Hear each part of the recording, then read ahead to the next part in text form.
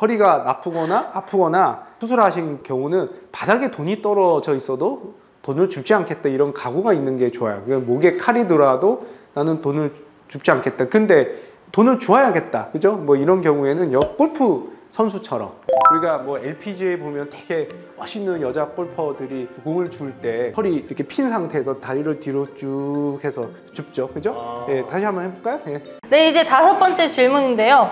오늘 시술을 이제 어제 받았는데 오늘 바로 물리치료를 받아도 되나요? 안 된다면 이제 언제부터 가능한가요? 이런 질문이 있었어요, 원장님. 사실은 뭐 물리치료는 바로 받으셔도 됩니다. 근데 이제 보통은 허리가 아파서 시술 받는 분도 있고요. 그 다음에 이제 다리가 이제 저려서 방사통증 때문에 받는 분들이 있잖아요. 근데 예를 들어 갖고 이제 그 수술을 하게 되면 허리에 상처가 있을 거고요. 그 다음에 시술을 해도 바늘이 이렇게 허리에 있는 근육이나 피부를 찍고 들어가잖아요. 그죠? 그래서 그런 부위에, 그죠? 시술 부위나 수술 부위에는 그 한 3일간은 차가운 거를 하는 게 좋아요. 거기 이제 물리치료는 대부분 이제 뜨거운 거를 많이 하거든요. 그러니까 뜨거운 거를 하면은 조금 더 조직이 붓고, 그죠? 부종이 생기고 이러니까 이 수술 부위나 시술 부위는 물리치료는 안 받는 게 좋고요. 그 다음에 대부분 이제 다리가 저려서 수술을 했잖아요. 그죠? 그러니까 다리 부위에 일반적인 물리치료라는 게 뭐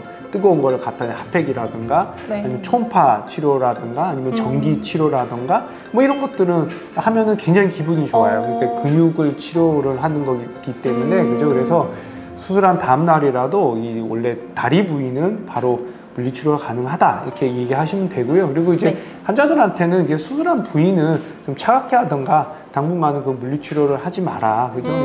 아주 드물게 수술한 환자가 일주일 만에 퇴원을 했는데 뭐 집 근처에서 정형외과에서 수술 부위에 물리치료를 받고 이 상처에 감염이 생긴 경우가 있어요.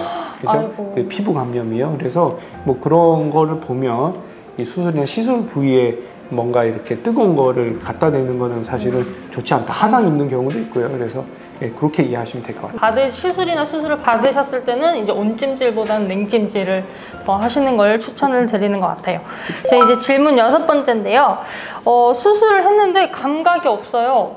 도대체 왜 감각이 없고 언제 돌아올까요? 이 질문이었어요. 네, 그 수술하고 나서 감각이 둔해지는 경우는 꽤 많이 있어요. 네, 그 수술은 마비가 있는 경우에 하는 걸 원칙을 하거든요. 그래서 사실 마비가 없는 환자를 수술하는 경우는 거의 없습니다. 저는요. 그리고 교과서적으로 그게 맞죠. 마비가 없는데 수술을 한 거는 좀 과잉 수술적인 경우도 있는데요. 그러니까 그때는 너무 아프기 때문에 본인이 감각이 떨어졌는지 아니면은 힘이 약해졌는지 잘 몰라요. 근데 수술하고 나면 이제 통증은 없어졌는데 아무래도 힘이 돌아온 데는 3개월, 그다음에 감각이 돌아오는 1년 정도 걸리기 때문에 환자들이 감각이 없다 그렇게 얘기하는 경우가 있죠. 그런 경우에는 원래 없었습니다. 이렇게 얘기하고 수술 전에 감각이 몇 % 정도 떨어졌는지를 이제 말씀을 드리거든요. 이제 그런 경우가 있고요. 두 번째는 이제 수술을 하면서 디스크를 제거를 하려면 신경을 이렇게 밀어서 이렇게 디스크를 제거할 때 신경을 약간 밀어야 되기 때문에 그때 신경이 자극을 받아요. 그리고 자극을 받기도 하고 손상을 받기도 합니다. 그래서 수술하고 나서 통증은 없어졌는데 힘이 조금 더 떨어진다든가 감각이 더 없어지는 경우도 있어요. 그리고 요즘 이제 내시경 수술 같은 경우는 수술하면서 레이저도 고주파도 조금 사용하고 물을 많이 사용하기 때문에 아무래도 신경이 물에 조금 분다던가 뭐 이런 이유로 수술 후에 감각이 조금 많이 떨어지는 경우도 있어요. 근데 이제 그런 경우는 사실은 거의 다 돌아옵니다. 그래서 뭐 제가 봐서는 한 2주나 4주 정도면 다 돌아오고 6개월 안에는 다 돌아오죠. 그래서 다시 한 번 더 그 정리를 해드리면 수술 전에 원래 마비가 있었던 거를 수술 후에 본인이 인지할 수도 있고요. 그 다음에 수술을 하고 나서 일시적으로 감각이 조금 더 떨어진다든가 힘이 떨어지는 경우는 한 20% 정도는 사실은 그럴 수 있어요. 그런데 이제 수술이 잘 된 경우는 거의 다 돌아온다. 거의 다 돌아오기 때문에 너무 큰 걱정은 안 하셔도 된다. 수술 전에 뭐 교과서를 보면 이제 마비가 있는 환자를 수술할 때 수술한다고 마비가 돌아올 거라고 과도하게 설명하지 마라 이렇게 돼 있어요. 그리고 그러니까 이제 그럼 수술 왜 하냐? 안 하면 마비가 더 진행되기 때문에 하는 거고 수술한다고 해서 안 돌아올 수도 있다 이렇게 설명을 하라고 돼 있고요. 특히 목 같은 경우에 이제 그 환자 척수증은 환자들한테 굉장히 좀 안 좋게 설명을 해야 됩니다. 교과서적으로는 이게 이제 거의 늦었다, 거의 안 돌아온다, 그죠? 근데 사실 제가 그 운이 좋게 척수증 환자 한 달 이상 된 척수증 사실 네. 책 교과서적으로는 굉장히 예후가 나쁜 걸로 돼 있어요. 72시간 안에 수술하라고 돼 있고요.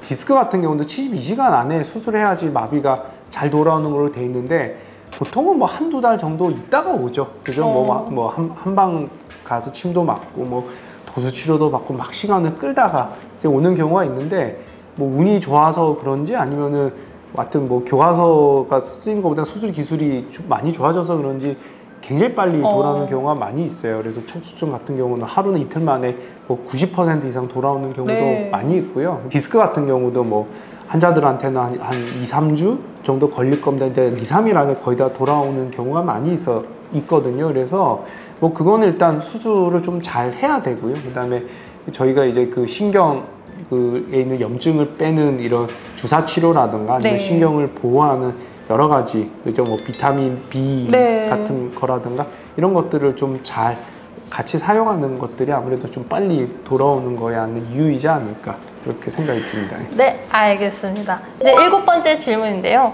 수술 후 재발되면 재수술이 가능한가요? 또 횟수는 관계없나요? 언제쯤 그럼 재수술이 가능한가요? 이런 질문이 있었어요, 원장님.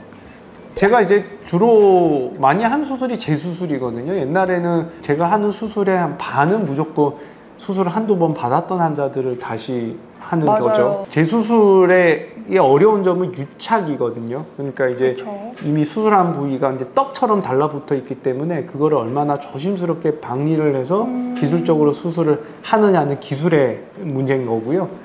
그다음에 이제 어떤 방식으로 하냐. 그러니까 예를 들어서 그 옛날에 현미경 수술은 내시경 수술이지만 단순 감압을 다시 감압술을 하냐. 아니면 감압술을 했던 거를 왕창 드러내고 나사 박는 수술을 하냐 뭐 이런 것들요. 이런 것도 이제 결정을 해야 되죠. 그죠? 그렇죠. 그래서 뭐 그 재발이 돼서 수술이 필요하면은 이렇게 이제 재수술을 전문하는 의사가 만나면은 뭐 언제라도 수술이 가능합니다. 그죠? 언제라도 뭐 수술이 가능하고 뭐 기술적으로는 사실은 뭐 그래도 이제 간단하게 수술하는 게 좋으니까요. 이제 네. 그럼 내시경을 해서 또 재발이 돼도 또 내시경으로 하면 되고요.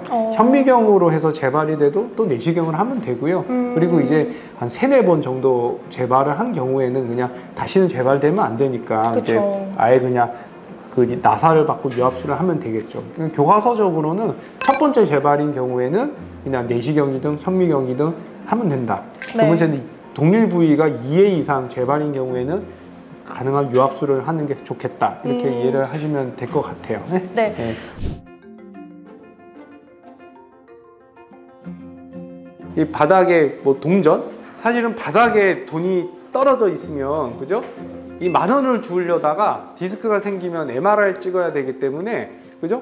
훨씬 더 한 50배 정도의 손해가 그죠, 나겠죠. 맞아요. 그래서 돈을 줍지 않는 게 좋다. 허리가 나쁘거나 아프거나 수술하신 경우는 바닥에 돈이 떨어져 있어도 돈을 줍지 않겠다 이런 각오가 있는 게 좋아요. 목에 칼이 들어와도 나는 돈을 줍지 않겠다. 근데 돈을 주어야겠다. 그죠? 뭐 이런 경우에는 골프 선수처럼 그죠? 골프 선수들이 이렇게 주울 때 이게 다리를 그죠? 이렇게 허리를 핀 상태에서 다리를 쭉 이렇게 한쪽 다리 뒤로 쭉 빼보세요.